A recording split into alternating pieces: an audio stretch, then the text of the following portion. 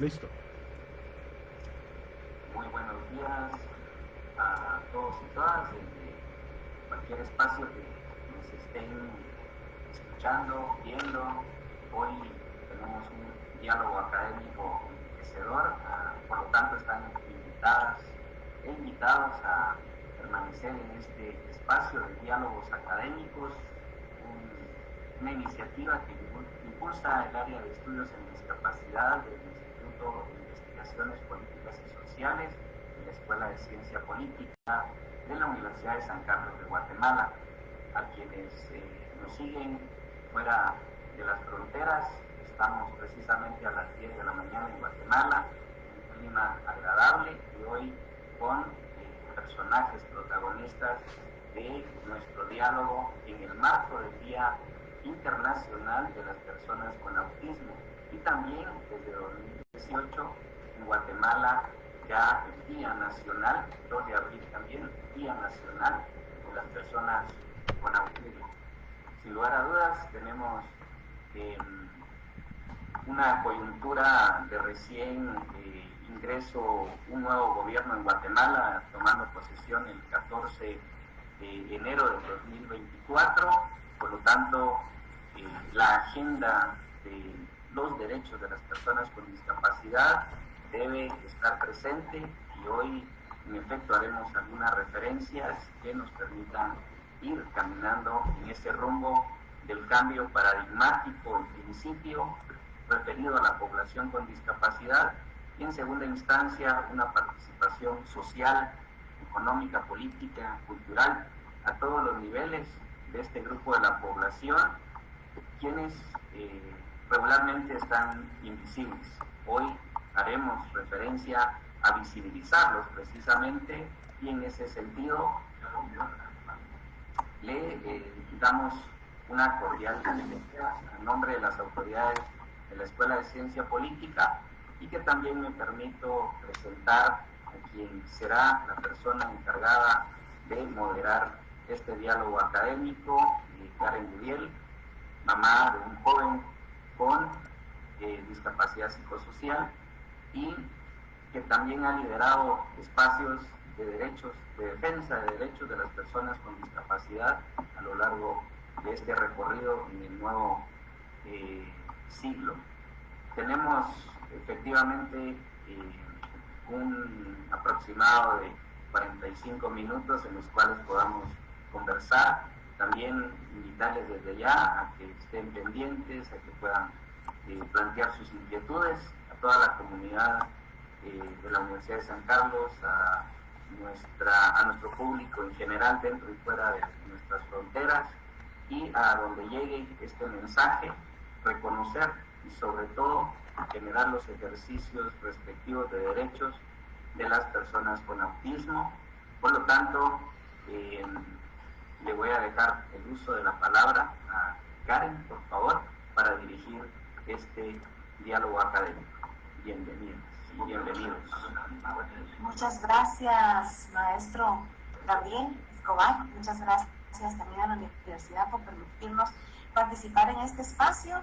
Y justo como decías, ¿verdad? Una de las cosas que queremos resaltar el día de hoy es la importancia no solo de hacer conciencia, y precisamente como decía el mensaje de este año de las Naciones Unidas en torno al Día de la Concienciación sobre el Autismo, sino que más allá de hacer conciencia es promover la aceptación, el aprecio de las personas que viven con autismo, de las personas con el diagnóstico de autismo o autistas, como ahora también el mismo grupo ha optado por nombrarse, y también su contribución a la sociedad, entender y reconocer que hay una contribución importante, que hay talento, que son personas que son tan valiosas como cualquier otra persona y que merecen ese reconocimiento. Así es que muchas gracias por este espacio, y esperamos aquí poder hablar un poquito de cosas interesantes, pero una de las cosas interesantes que queremos hablar es precisamente eso: cómo contribuir en una sociedad que no nos brinda oportunidades, cómo participar en una sociedad que nos limita muchísimo. Y tenemos unos invitados de lujo, pero principalmente tenemos a una persona a la que tengo el placer de conocer no hace mucho tiempo, pero que es un muchacho que nos ha enseñado muchísimo y que tiene unas ganas terribles de participar activamente en la sociedad, y sus oportunidades han sido limitadas. Justo el domingo estuve Tony. Hola Tony, ¿cómo estás? Bienvenido. Él es Tony Recinos. Tony, ¿me escuchas? Sí, te escucho. No, bien. Hola, ¿cómo estás? Bienvenido en este espacio. Bueno, justo el domingo quiero contarles acá a quienes nos acompañan que estuve con tu tía y me estaba contando que has estado enviando unos currículums, pues porque tenés muchos deseos de trabajar, pero contanos cuál ha sido la respuesta o la falta de respuesta. Contanos cómo te has sentido con esto de estar en la búsqueda y que no se abran las oportunidades. Pues, cómo costaba conseguir mucho trabajo. Y entonces estaba contando con mi serio que me consiguieron un trabajo. Entonces, bueno, este año un hermano me llamó que había una oportunidad, una bodega que está cerca de la licorera. Y ya son 3 meses y ya no me han llamado. Y no te han llamado. Ok. Bueno, Tony, contanos para ti cuál es la importancia de estar con otros, de contribuir a un grupo, de participar en un grupo, de generar esta relación con otras personas.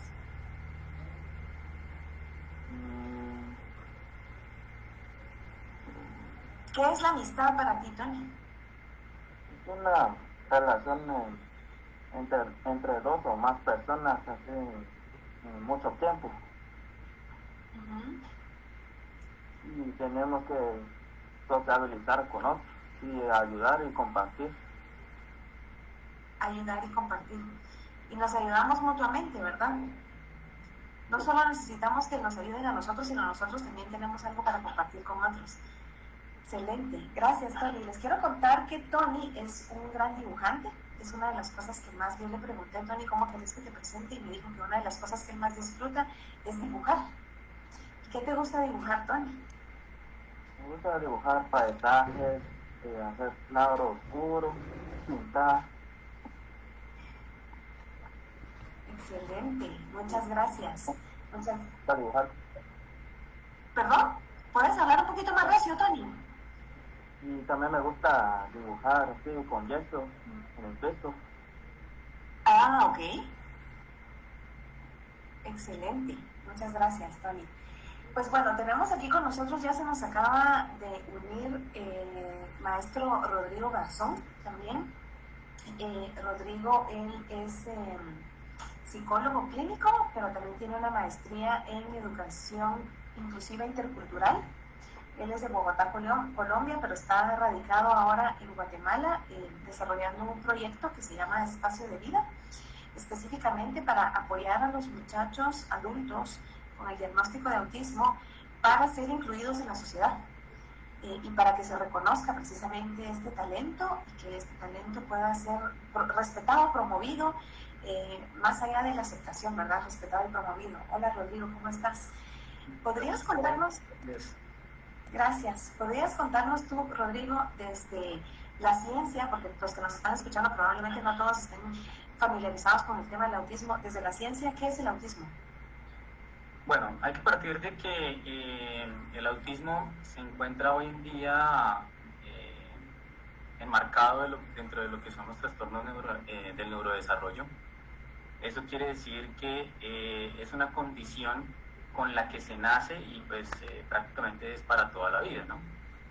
Es una condición asimismo que afecta muchas áreas del desarrollo de un infante y que prevalecen a lo largo de la historia de vida de este individuo. Dentro de estas características, pues las más relevantes es lo que tiene que ver con la comunicación, con los procesos de interacción, de socialización. No son, digamos que como los de las demás personas, no son similares o no se desarrollan de la misma manera como las demás personas. Eso aparte de otras condiciones, más bien de otras características, de otros comportamientos que hacen parte también de este trastorno. Entonces, lo que queremos o lo que estamos desarrollando hoy en día en el proceso y en el proyecto de Espacio de Vida, precisamente es intervenir sobre esas falencias o esas dificultades que ya después de un proceso que han tenido muchos de los chicos con los que estamos trabajando hoy en día, o muchos de los adultos con los que estamos trabajando hoy en día, que han tenido ese proceso de vinculación, de desarrollo de ciertas habilidades, de ciertas capacidades, atacando cada una de estas características que los configuran. Lo que nosotros queremos generar en el proyecto Espacio de Vida es precisamente ese engranaje con todas estas intervenciones previas para que ellos promuevan comportamientos y capacidades que vayan dirigidos a, primero que todo, un desarrollo más autónomo e independiente, y en segunda instancia generar la posibilidad de una inclusión real en contextos y en medios laborales, en donde, como tú lo decías muy bien, se les reconozca por sus capacidades, por sus habilidades y por sus potenciales, porque a pesar de tener ciertas falencias, ciertas dificultades, también hay que hacer énfasis en que también tienen muchos talentos, muchas capacidades, que muchas personas, por un lado, hay dos vertientes, ¿no? Hay las personas que, o hay la forma de verlos desde la genialidad, ¿no? Desde esa particularidad que los hace diferentes pero geniales en sus capacidades, en sus habilidades, o hay otra forma en que los perciben desde la discapacidad y desde la imposibilidad de realizar ciertas conductas o ciertas labores. De lo que nosotros queremos es generar ese punto medio, que sí es bien, hay un cierto grado de genialidad, pero que también requieren de otros entrenamientos en esas funciones sociales, y que la discapacidad puede presentarse en algunas comportamientos, en algunas habilidades, pero que en la misma manera, si se les entrena, si se les desarrolla, las pueden desarrollar de una manera progresiva y funcional, que es lo que más nos interesa. Eso con el fin de generar también un proyecto de vida en cada uno de ellos, y no solamente en ellos, sino también en cada una de las familias que está atrás de estos chicos que tienen también tantas capacidades y tantas habilidades, y que también están tan deseosas estas familias de que ellos cada vez sean más independientes y que el día de mañana puedan ser completamente autosostenibles. Gracias, Rodrigo. Y Tony, vamos a regresar un poquito contigo. Contanos, Tony, ¿cuántos años tenés? Tengo 23. 23. ¿Hasta qué grado llegaste, Tony? ¿Hasta qué grado estuviste estudiando? Mira, terminé hasta cuando yo tenía 19 años. 19 años. ¿Y qué grado completaste? Quinto bachillerato, ciencias y letras de computación. Excelente, excelente. Y desde que te graduaste, Tony, ¿has tenido la oportunidad de estar en algún espacio en donde has podido compartir con otras personas fuera del contexto de escuela, amigos, donde hayas tenido oportunidad de hacer amigos, algún espacio de trabajo, de oportunidad de voluntariado? Bueno, he tenido así, amigos así cercanos después de mi clausura, y he jugado fútbol. ¿Has participado en un equipo de fútbol? Bueno, me invitan. ¿Chamuscas? No, bueno, mi prima tiene unos amigos de acá, me invitaron a jugar. ¡Qué alegre! Buenísimo, Tony, buenísimo, que me alegro.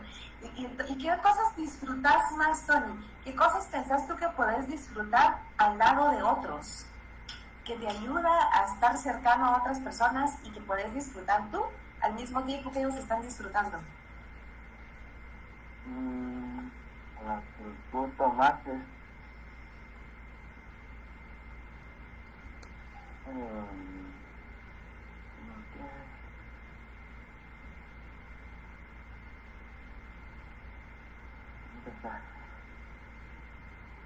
la que he disfrutado más es jugar baloncesto.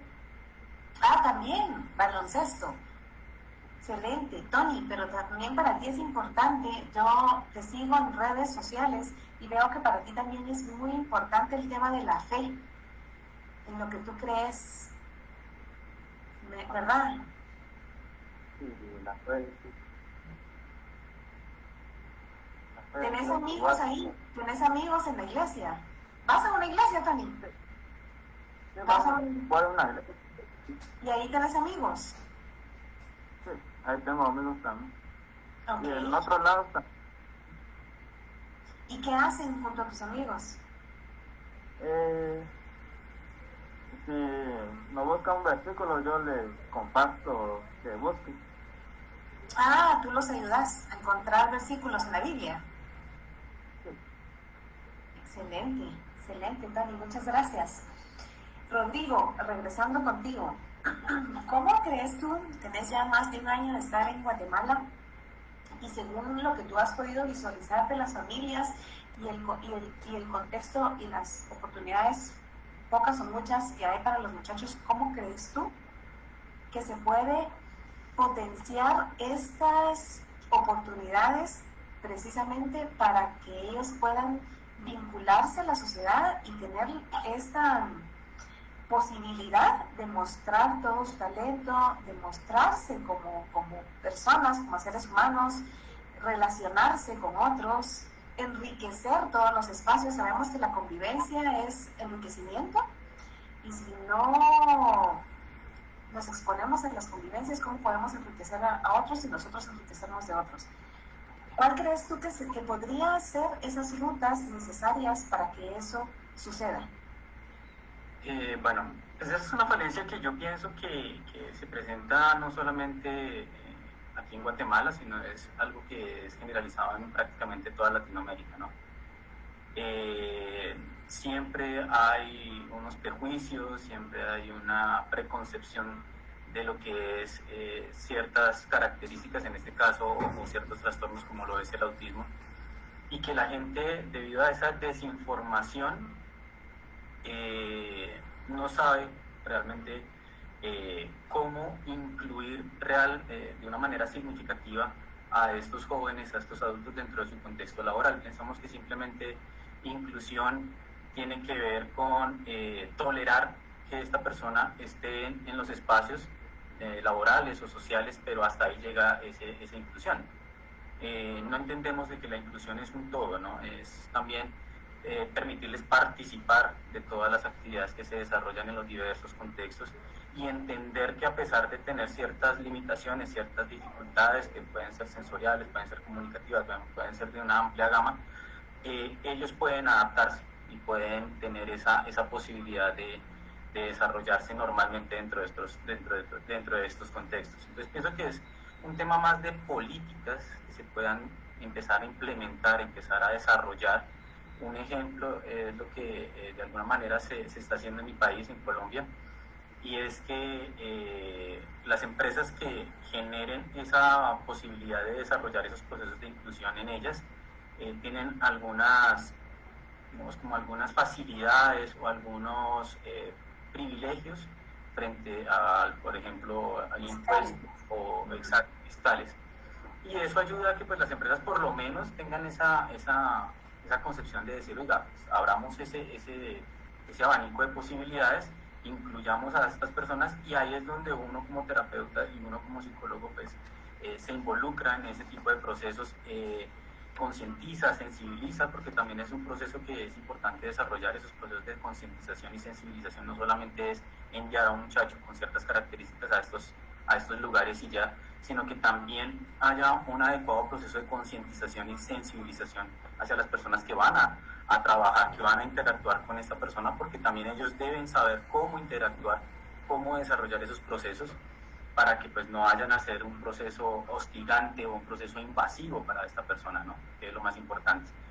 Y obviamente también la evidencia científica habla mucho de cómo estos procesos de inclusión reales, verídicos, funcionales, generan un cambio significativo en el comportamiento de estos jóvenes y adultos que pues hasta que llegan a esta edad es que llega prácticamente toda la posibilidad de desarrollar intervenciones de tipo inclusivas, ¿no? Cuando ellos llegan hasta cierta edad o hasta cierto proceso académico, hasta ahí como que se acabó toda la posibilidad de desarrollar los potenciales de estos jóvenes y no hay una posibilidad de pronto de generar algo más. Entonces, cuando hay esos procesos,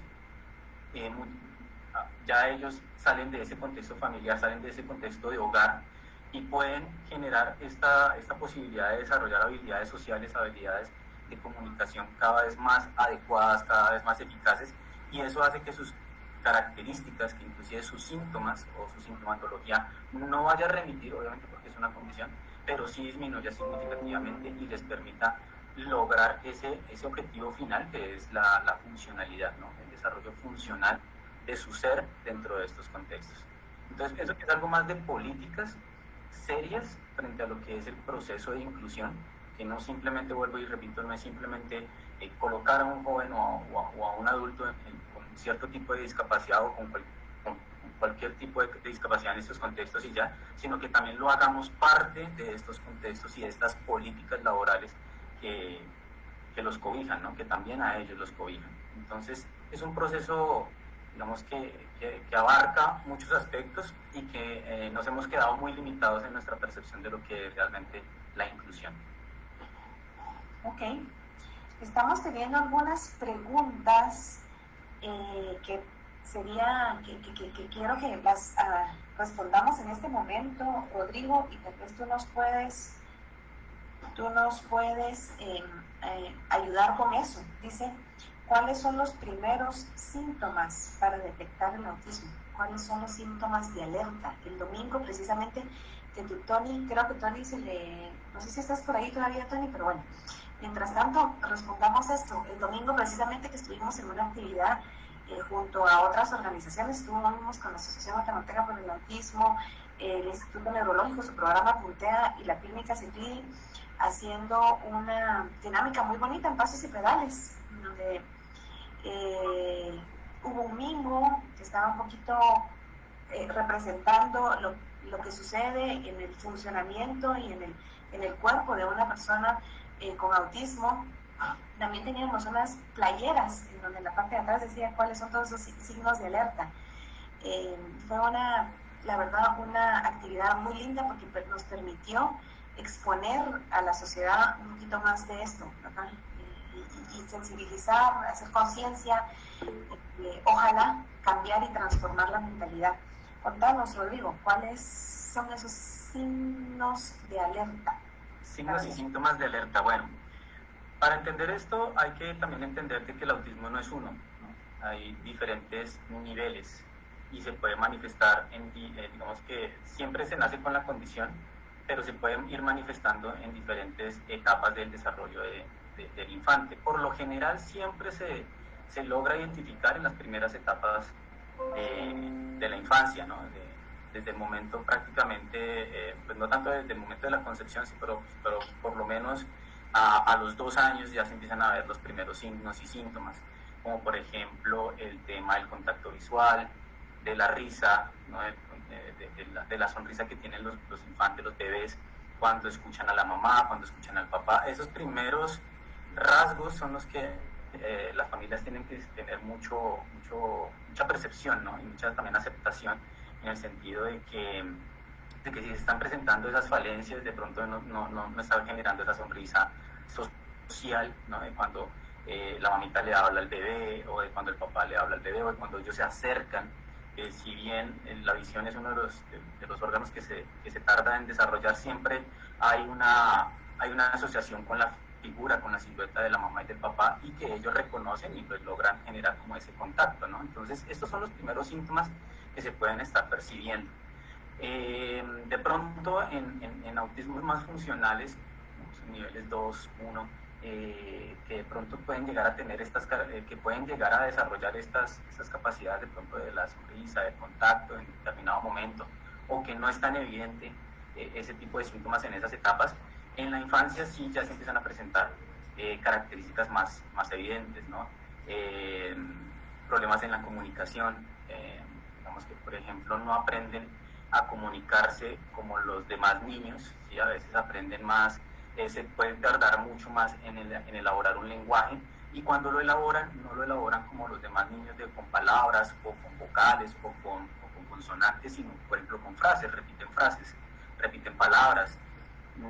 No es como los demás niños que van por sílabas, van desarrollando ese lenguaje, sino que ellos ya desarrollan por imitación la comunicación repetitiva, a veces ecolálica, ¿no? Repetición de ciertas palabras, de ciertos patrones comunicativos, y pues obviamente las dificultades que se pueden evidenciar a nivel social, ¿no? No tienen un juego que se desarrolla con los demás compañeritos, tienen dificultades para entablar ese vínculo social o esa relación social con los demás niños, se aíslan o buscan siempre como estar en otro contexto a diferencia de sus demás compañeros. También pueden haber otros síntomas comportamentales, dificultades de adaptación a ciertos contextos, o inclusive también dificultades en la tolerancia, en la integración de ciertos estímulos, ¿no? de ciertas texturas, ciertas sensaciones. Algunos pueden llegar a generar, por ejemplo, un caminado en puntitas porque no toleran, pues obviamente, ningún tipo de textura o de sensación en sus plantas de sus pies. Bueno, hay ahí un gran abanico de síntomas, de signos que se empiezan a desarrollar desde la pura infancia, inclusive en niveles 1, como lo que antes se conocía como el Asperger. Más que todo se logra identificar es en los colegios, ¿no? En los colegios, cuando empiezan a tener esas dificultades con los docentes, son chicos que pueden presentar cierta rebeldía, cierto comportamiento y bastante perseverante, esa hiperactividad o ese déficit atencional. Pueden llegar a generar también de pronto que su comunicación se base solamente en un tema específico, que es lo que a ellos les atrae, que es lo que a ellos les gusta. Si la profesora no toca sobre ese tema, el niño pues fácilmente se puede dispersar, puede llegar a tener ese tipo de comportamientos dentro del contexto del aula. Entonces, es en las primeras etapas de la infancia, más o menos desde los 2 hasta los 8, 9, 10 años, que se pueden evidenciar este tipo de síntomas, este tipo de signos, y que en la medida en que la familia acepte la posibilidad de que se está presentando esta condición y desarrolle un proceso evaluativo serio, no simplemente que sea a ojímetro. Me refiero a que lo llevan de pronto a un psicólogo, a un especialista, y pues él simplemente por observarlo ya dice, no, sí, él o tiene o no tiene, ¿sí? Entonces a veces nos casamos con la respuesta que más nos agrada de si lo llevamos a cualquier persona o cualquier, digamos, profesional, y él dice, no, él no tiene autismo. Nos casamos con ese diagnóstico que de pronto se desarrolló así, de esa manera, ojímetro, y no vemos que de pronto sí pueda empezar a desarrollar este tipo de características, y en la medida en que el chico tenga una intervención temprana a nivel fonoaudiológico, psicológico, en cuanto a terapia ocupacional, pues obviamente su pronóstico cada vez va a ser mucho mejor. Es decir, en la medida en que el niño sea intervenido por todos estos profesionales de una manera temprana, pues obviamente el desarrollo de sus habilidades y de sus capacidades pues va a tener un mejor pronóstico que un niño que de pronto evitemos que tenga este tipo de intervenciones, y ya sea pues ya en la adolescencia o de pronto inclusive hasta en la adultez, que tengan estas intervenciones, y ya pues obviamente el pronóstico va a ser mucho más reservado y mucho más complejo, ¿no? Entonces es importante tener en cuenta todos estos síntomas, todas estas características que pues de cierta forma no son normales, y evaluar. Lo primero lo que más se les aconseja desde la parte terapéutica y profesional es, ante la posibilidad de que estos niños desarrollen esta condición, evaluar lo antes posible de una manera estructurada, con baterías de evaluación serias, que permitan establecer no solamente la condición, sino también el nivel en que se encuentra este niño, ¿no? Excelente, gracias, Rodrigo. Yo creo que para resumir un poco, como dicen los gringos, wrap up un poquito lo que acabas de decir, podemos decir que realmente los déficits centrales, cuando existe el diagnóstico de autismo, tienen que ver con toda la parte social comunicativa, es decir, cómo me relaciono con el entorno, ¿verdad? ¿Cómo respondo ante la propuesta del entorno? Y Eso usualmente lo evidenciamos desde las primeras etapas, 18 años, 2 meses, cuando todo el desarrollo social se debería de comenzar a observar y vemos que los niños responden o no a la propuesta de los papás, de los cuidadores primarios, o muchas veces, ahora en la actualidad, pues los niños están en escuelitas, ¿verdad? Desde muy, muy pequeñitos, 2 años, son los maestros los que comienzan a identificar estas formas particulares de la respuesta que estos niños tienen ante la propuesta del entorno. Y una de las cosas también que creo que vale la pena, que los papás a veces no lo toman mucho en cuenta, o quien no tiene experiencia no lo toma mucho en cuenta, es que suelen tener estas características muy repetitivas, ¿verdad? Estas conductas muy, muy repetitivas. Y en las primeras etapas se manifiesta como cómo se relacionan con sus juguetes. Siempre a los niños les damos juguetes, porque es lo que primero queremos hacer, ¿verdad? O sea, permitirles que se expresen a través del juego. Y los juguetes de moda, a los papás nos gusta que tengan acceso a los juguetes de moda. Entonces estos chiquitos, en vez de jugar de una forma en donde se pone la imaginación, se echa a andar la imaginación o imitan lo que hacen los papás, ellos suelen o alinear o apilar o darles muchas vueltas al mismo juguete. Se envuelven mucho en estas acciones repetitivas, y también un poquito lo que son lo que conocemos como estereotipias, ¿verdad? Esos movimientos repetitivos de aleteo de las manos, o ponerse la mano mucho enfrente de los ojos y mirarla con ciertos movimientos específicos. Estas cuestioncitas que sí las vemos, que son peculiares, ¿verdad? Y bueno, justo, gracias Rodrigo, y justo quisiera que Tony nos cuente un poquito, ahora Tony, que estás en esta búsqueda de trabajo y que estás con este deseo de tener esta oportunidad, contanos, mientras esto sucede y mientras estás mandando currículums y estás a la espera de una respuesta, ¿cómo es un día en tu vida? ¿Qué pasa un día en la vida de Tony? ¿Cómo amaneces? ¿Qué haces durante la mañana? ¿Qué haces en la tarde? ¿Qué haces? Cuando me despierto, amanezco así, contento, feliz, una actitud positiva. Y en la mañana ya empiezo a limpiar la casa, y en el mediodía ya empiezo a hacer la comida, y en la tarde miro un ¿Y para ratito quién la cocinas? ¿Para quién cocinas, Tony? ¿Para quién cocinas? para mi mamá y mi hermano. Ok. Y en la tarde miro tele. Esas son mis rutinas que hago todos los días. Excelente. ¿Y quién lava los platos en casa, Tony? Yo ¿Tú también? también los guardo, como mi mamá viene muy cansada de su trabajo, entonces yo estoy a cargo de la casa. Tu mamá trabaja, ok. Tú te has hecho responsable de la casa. ¿Y tu hermano cuántos años tiene, Tony? Él va para 20. Ah, es más pequeño que tú. Sí, ¿Y él estudia o trabaja? él estudia todavía. Ah, ok. Ok. Perfecto. Bueno, Tony, estás contribuyendo entonces ahí con tu pequeña comunidad de forma importante. ¿Y les gusta la comida que haces? Sí, le gusta que yo hago la... Bueno, pues nos tenés que invitar, Tony. No nos has invitado. Ay, les voy a hacer la comida, les va a gustar. ¿Qué es lo que más te gusta hacer en la cocina? Ay, mojarra. ¿Cómo? ¡Mojarra! ¡Wow! ¡Qué rico! ¡Frita! Ajá, mojarra, sí. ¡Qué rico! Bueno, pues tenemos una invitación ahí para ir a comer mojarra frita en la casa de Tony. Nos va a encantar. ¿Oíste? Gracias, Tony. Gracias por contarnos. A ver, hay otra pregunta acá y dice... ¿cómo la capacidad intelectual o cognitiva de la persona se ve afectada en personas con autismo? Rodrigo, ¿nos ayudas con eso? Vale, claro que sí. Bueno, eso es muy variable, ¿no? Vuelvo les digo, el autismo no es uno, hay varios niveles.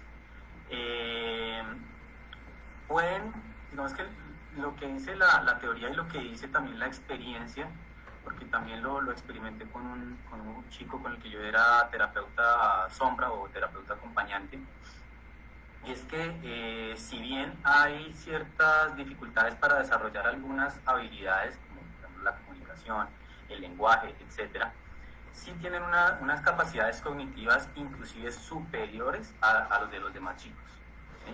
Y eso también se puede evidenciar en los chicos que antes se denominaban como Asperger. Un ejemplo, alguna vez tuve la posibilidad, bueno, les voy a colocar el ejemplo con el chico con el que yo estaba como terapeuta acompañante. Él no era verbal, era un chico no verbal, tenía 8 años y no generaba ningún tipo de comunicación verbal, algún tipo de ecolalia, pero más allá de eso, pues no tenía ningún tipo de lenguaje. Y balbuceo, pero a nivel cognitivo estaba por encima de las capacidades de sus demás compañeros del colegio, por ejemplo. Lograba identificar figuras, lograba identificar letras, lograba identificar inclusive hasta sílabas, diferente a lo que tenían a las capacidades y a las habilidades de los demás chicos. Entonces lo que uno puede observar es que las capacidades cognitivas pueden ser iguales o inclusive superiores a los de los demás chicos de su misma edad, pero obviamente en este caso, por ejemplo, teníamos la limitación del lenguaje. Si bien las reconocía, si bien sabía, no las podía producir, no podía expresarlas. Entonces muchas veces los profesores obviamente evidencian eso como una discapacidad o como una dificultad que no les permite evaluar las características del estudiante. Por eso es importante empezar a generar en estos chicos no verbales, por ejemplo, estrategias aumentativas y alternativas de comunicación que les permitirá también expresar o generar una línea de comunicación adecuada y también que les permita manifestar su conocimiento y sus ideas, porque eso es lo que yo he podido evidenciar, no solamente de lo que dice dentro de lo que dice la teoría, sino también dentro de lo que dice la experiencia. Y con los chicos con, por ejemplo, niveles 1, los más funcionales, los Asperger, pueden llegar a tener habilidades sobresalientes muy superiores, pero, o sea, bastante superiores a los de un chico de su misma edad. Como por ejemplo, yo tuve un pacientico que era hijo de un piloto de la Fuerza Aérea Colombiana, y el chico, su enfoque o su tema eran los aviones y los helicópteros, y te podía describir específicamente para qué servía cada pieza del motor de un helicóptero Blackhawk X referencia.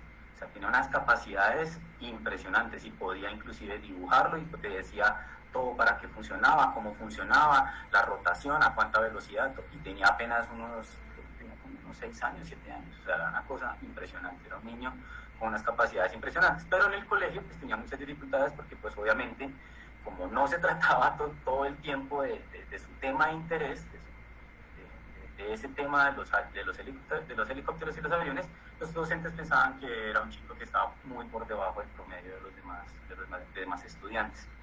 Entonces por eso es importante generar un proceso o una estandarización adecuada de lo que es el pensum académico para este tipo de población, porque tienen capacidades muy sobresalientes, bastante, pero si no se potencializan, si no les permiten desarrollarse, pues obviamente se van a percibir o van a quedar en un umbral muy inferior a los niños o a los chicos de su misma edad.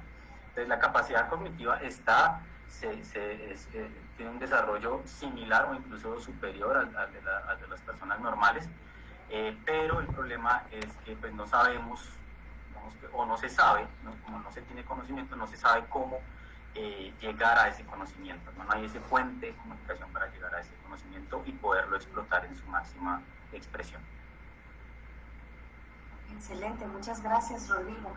Y nos hacen otra pregunta, que si la persona con autismo puede llegar a la universidad. A ver, me gustaría tal vez preguntarle a Tony, ¿tú alguna vez quisiste ir a la universidad?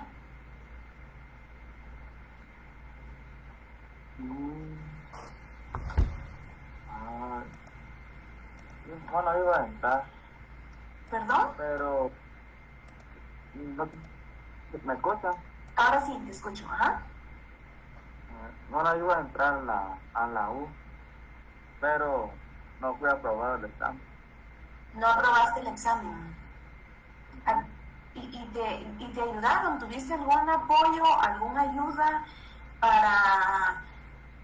para hacer algunas modificaciones, algunos ajustes específicos para tomar tu examen? Bueno, yo solo he consultado en internet, bueno, es que como no veo a nadie en mi casa, estuve solito con mi hermano. ¿Y qué quisieras estudiar? Bueno, quisiera estudiar trabajo social. Trabajo social. Sí. Pues aquí te voy a poner en contacto con las personas de la universidad con las que estamos hablando para que te ayuden y te orienten, ¿viste, Tony? Porque sí, la respuesta es sí, la persona con autismo puede ir a la universidad. Ahora, justo como decía Rodrigo, si no hacemos un trabajo de apoyo en donde sus habilidades sociales, socioemocionales y comunicativas se les ayude a potenciar, es muy probable que aunque la capacidad cognitiva esté intacta y sea hasta superior, haya fracaso, existe el fracaso. Cómo vincularse con el entorno es importante. El desarrollo social comunicativo, toda la parte socioemocional es súper importante trabajarla. Rodrigo, ¿tenés algo que decir al respecto? Sí, pues evidentemente ellos pueden ingresar a un proceso académico superior. Eso es, inclusive hace unas semanas que estuve en Bogotá me encontré con un pacientico que yo lo conocí prácticamente de niño, ya ahorita es un adolescente y está precisamente en la universidad. Pero lo que dice la doctora Karen es muy cierto, o sea, si no hay un proceso también de adecuación, de adaptación de estos jóvenes y de estos adultos dentro del contexto universitario, pues obviamente esto va a ser muy invasivo, aprensivo, va a generar mucha ansiedad en ellos y por más que tengan las capacidades, pues no van a poder desarrollarlas de la mejor manera, ¿sí? Están en una edad, también en una etapa en la vida en donde es muy importante y para ellos también lo es, porque hace unos años se tenía la concepción de que pues ellos querían vivir aislados y viven aislados y por eso es que no se relacionan con las demás personas y no es que a ellos les guste, no es que a ellos les llame la atención estar aislados o aislarse, sino que precisamente es la dificultad que se encuentran al momento de relacionarse con las demás personas lo que les limita y lo que en cierta forma lo que los motiva a no querer relacionarse con los demás. Pero si generamos ese puente, si generamos esa posibilidad, obviamente este proceso académico superior va a ser mucho más adecuado, va a ser mucho más funcional y pues también de la parte de la universidad debe haber una política clara frente a lo que es un proceso de inclusión para estos chicos, porque si bien tienen capacidades muy sobresalientes, van a haber otros temas en los que pues, no van a tener esa misma capacidad. Entonces, si no se hace un ajuste académico dirigido a cada uno de estos chicos, pues obviamente van a fracasar. ¿Sí? Es lo mismo que pasa en los colegios. Si en un colegio le vamos a colocar un pensum igual el mismo pensum a un muchacho neurotípico a un chico neuroatípico, le vamos a colocar el mismo pensum, pues va a fracasar, porque no entendemos su característica, no hemos en cierta forma vinculado su característica a lo que es el pensum del colegio. Cuando lo hacemos vemos la evolución y vemos el desarrollo que se esperaría encontrar en un chico con esas condiciones. Pero si no hay una política clara por parte de la universidad y simplemente lo vemos como una carga o lo vemos como algo que no le vemos un beneficio o un reconocimiento, pues simplemente pasa lo que pasó con Tony. Le aplicamos una prueba que normalmente un chico la desarrollaría y se la aplicamos y pues obviamente no está estandarizada para las características de Tony. Entonces, eso es lo que evidentemente iba a ocurrir. Entonces la universidad también tiene un compromiso ahí muy importante que pues es también es un derecho, ¿no? La educación es uno de los derechos más importantes a nivel mundial y lo están negando a una persona con una condición que puede permitirle desarrollar esa capacidad. Entonces sí es importante que las universidades también se involucren más en este tipo de procesos de inclusión. Excelente, muchas gracias. Ahí respondiste otras de las preguntas de una vez que nos estaban haciendo, como cómo construir una universidad más inclusiva y qué dificultades probablemente han encontrado las personas con autismo dentro de la universidad, ya sea en el momento para ingresar, para no ingresar, para participar, una vez ingresados, si han podido participar o no, y cuáles han sido los motivos de su fracaso o de su éxito.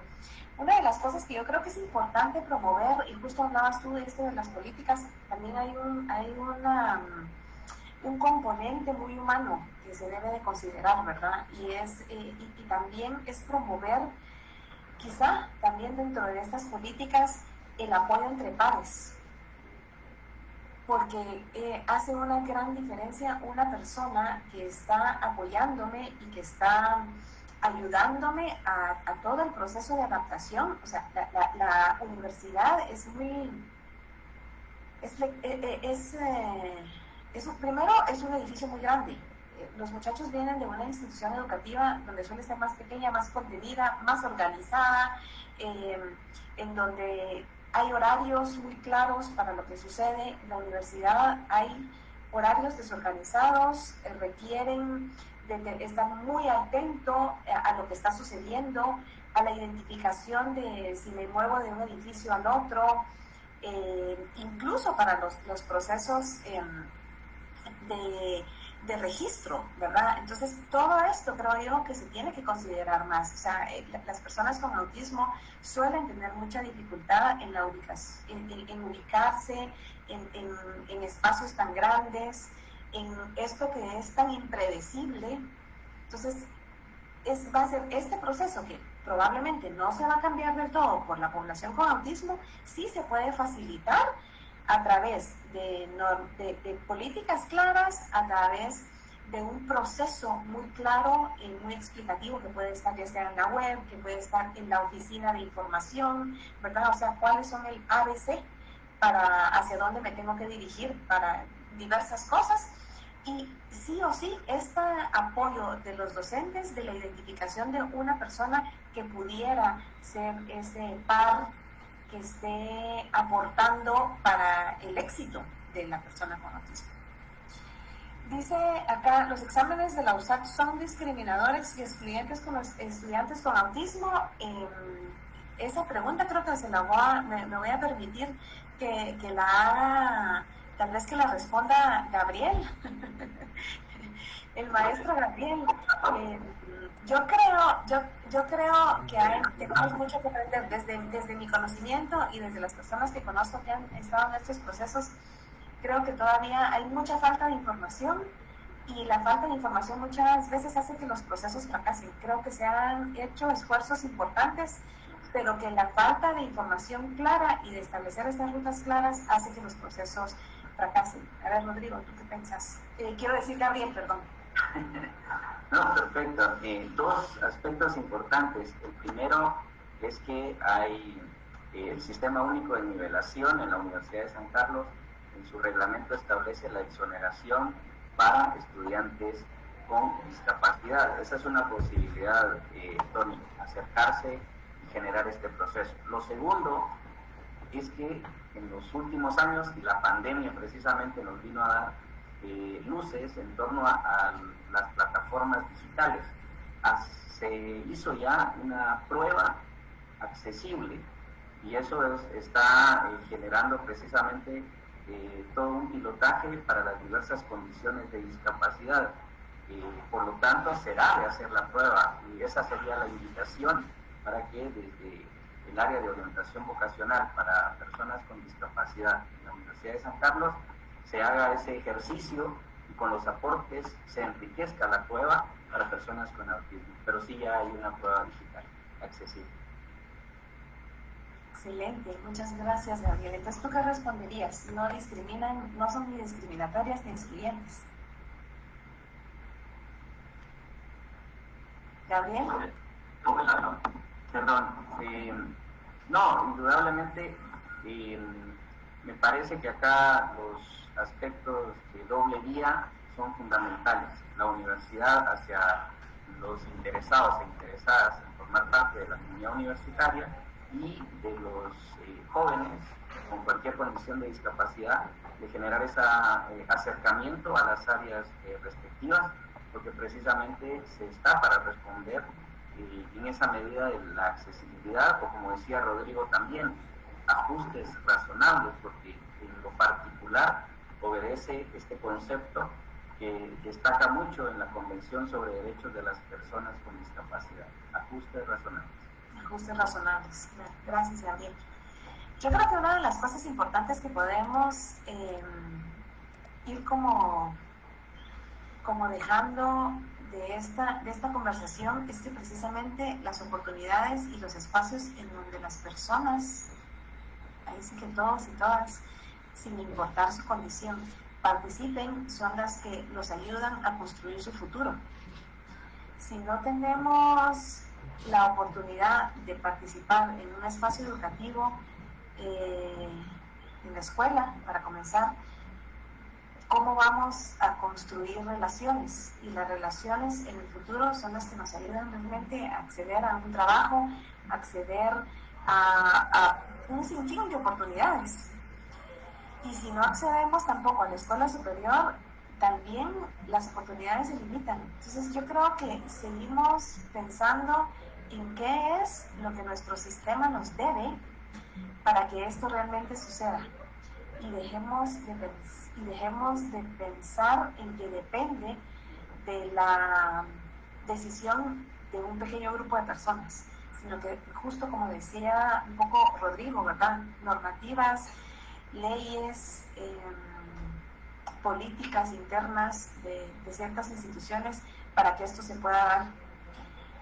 Hay cambios que son importantes, tenemos un nuevo gobierno, como ya bien Gabriel lo decía, y le estamos apostando a que pueda realmente reconocerse la importancia de la participación de la población con discapacidad, de lo que significa y el impacto que significa no atender la discapacidad, no solo para esa persona, sino para una familia completa. Y el talento que nos estamos perdiendo, cómo podemos realmente enriquecer a nuestra sociedad cuando damos una participación plena. Tony, decinos, ¿qué te gustaría decirle a ti, a todas estas personas que no te han dado la oportunidad de hacer lo que tú quieres hacer? De ir, trabajar y probablemente estudiar para trabajador social. ¿Qué les pedirías? Bueno, tal vez seguiría con el trabajo. Que te den oportunidad de trabajo, ¿piensas tú? Sí, tal vez si me daría otra oportunidad de trabajo. Bueno, y otro porque también iba a intentar, pero no pude, es que no vinieron todos los alumnos. Ah, no se completó el grupo. Ajá. Uh-huh. Pero lo que tú más quisieras es que te den una oportunidad de trabajo y poder poner en práctica lo que aprendiste en la escuela. Ese bachillerato en computación que tú... ¿Qué manda? Sí, computación, ciencias y letras. En ciencias y letras y computación, claro, por supuesto. Bueno, Tony, gracias por estar aquí, gracias por tu mensaje. Estamos a poquitos minutos, en 4 minutos creo yo que vamos cerrando ya. Rodrigo, ¿tienes algunas palabras, algún mensaje que decir a las personas que nos están escuchando? ¿Por qué la importancia de hablar de autismo? ¿Por qué la importancia de las oportunidades para quienes vivimos con el autismo? Y me incluyo porque soy mamá de un muchacho de 20 años con autismo también. Sí, bueno, yo tengo una percepción muy clara frente al tema, y es que yo fui orientador académico en mi país, en colegios públicos de mi país, y algo que nosotros en comunidad y en comunalidad con mis demás compañeros pensábamos es que cuando se le limitan las posibilidades de estudio a un niño X, con las condiciones y las características y las capacidades que sean, le estamos limitando también la posibilidad de trabajar. Y si le limitamos la posibilidad de trabajar a esta persona el día de mañana, pues también le estamos limitando su supervivencia y estamos vulnerando un derecho fundamental que es la vida misma, ¿sí? Y Eso va a que si no hay una percepción clara frente a lo que es la problemática social que puede llegar a generar el hecho de no brindar estas alternativas, de no brindar estas posibilidades de inclusión educativa y laboral posteriormente, pues estamos vulnerando la existencia de un individuo, estamos prácticamente acabándolo poco a poco. Y estamos siendo una sociedad pues completamente, no solamente discriminativa, sino algo aún peor, ¿no? Estamos generando la extinción de una persona, la eliminación de una persona, y eso pues no cabe, la verdad, ¿no? Hoy en día, en el pleno siglo XXI, pensar de esa manera es totalmente reprochable e inaceptable. Entonces sí, la invitación es a eso, ¿no? A que nos pongamos la mano en nuestro ser más consciente y empecemos a mover esa maquinaria judicial o política para desarrollar ese tipo de alternativas, ese tipo de normas y en cierta forma leyes que exijan, porque es que si nos vamos por las buenas, digamos como desarrollar ciertas alternativas que no sean tan demandantes, corremos el riesgo de que sigamos viviendo lo mismo. Entonces toca con implementar leyes, normas cada vez más exigentes frente al tema de lo que es una vinculación o una inclusión en los centros educativos, en los centros de formación superior, en las empresas, porque estamos vulnerando el derecho no solamente de la educación, del trabajo, sino también de la vida de un individuo. Entonces, pues no me queda más sino esa reflexión y que realmente se pueda empezar a movilizar esa maquinaria. Latinoamérica está pasando por una serie de cambios, en mi país también se está pasando por una serie de cambios de gobierno, de políticas, pero desafortunadamente, como en todos los países, hay más intereses de por medio, ¿no? Entonces, a veces este tema se queda aislado, se hace a un lado y no hay como esa posibilidad de realmente desarrollarlo. Es por medio de este tipo de espacios que nos hacemos sentir, que hacemos notar lo que está ocurriendo y que de esa manera podemos movilizar también la conciencia colectiva de las personas para que pues, precisamente promovamos y exijamos estos derechos tan importantes para los jóvenes, los adultos y los niños con TEA, con trastorno de espectro autista. Excelente, muchas gracias, Rodrigo, muchas gracias. Bueno, devuelvo el micrófono al espacio de ciencia política. Muchas gracias por habernos invitado y por dejarnos hablar de esto que nos mueve desde lo más profundo de nuestras entrañas. Muchísimas gracias. Creo que tenemos la posibilidad de generar oportunidades para la inclusión de todas las personas con discapacidad en un proceso inclusivo. Agradezco precisamente a quienes hicieron sus preguntas, a quienes respondieron. Tony, muchísimas gracias por tu aporte. Eso suma al trabajo que efectivamente necesitamos generar en sociedades como la nuestra. Y bueno, Karen, muchísimas gracias por moderar este diálogo académico. A Rodrigo, que con su experiencia, sus conocimientos, nos da esas luces que efectivamente hay que reconocer a lo largo de nuestras fronteras. Hay muchas personas con cualquier condición de discapacidad y no siempre están teniendo las mismas oportunidades que otras y otros. Por lo tanto, la Universidad de San Carlos se suma a visibilizar esta problemática de inclusión que para las personas con discapacidad debe de continuar fortaleciéndose en ese recorrido de camino.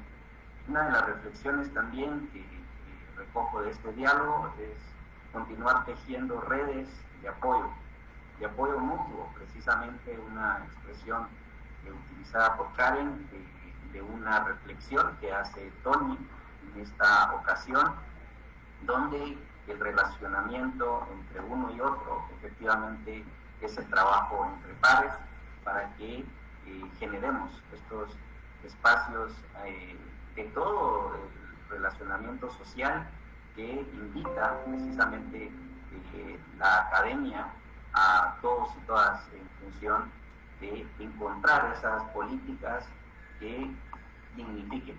Y con eso voy a ir cerrando precisamente que dignifiquen al ser humano, porque todos los días tenemos una cotidianidad, queremos cambiar una cotidianidad, pero obedece a eliminar barreras, y las actitudinales es una de ellas, y por lo tanto invitamos a las autoridades de todos los niveles a que generen respuestas inclusivas. La Escuela de Ciencia Política hace su aporte desde la parte académica, haciendo estas reflexiones. Agradezco al equipo que está siempre en apoyo a estos diálogos. Y para todos y todas, desearles un bonito y bendecido día. Que estén bien.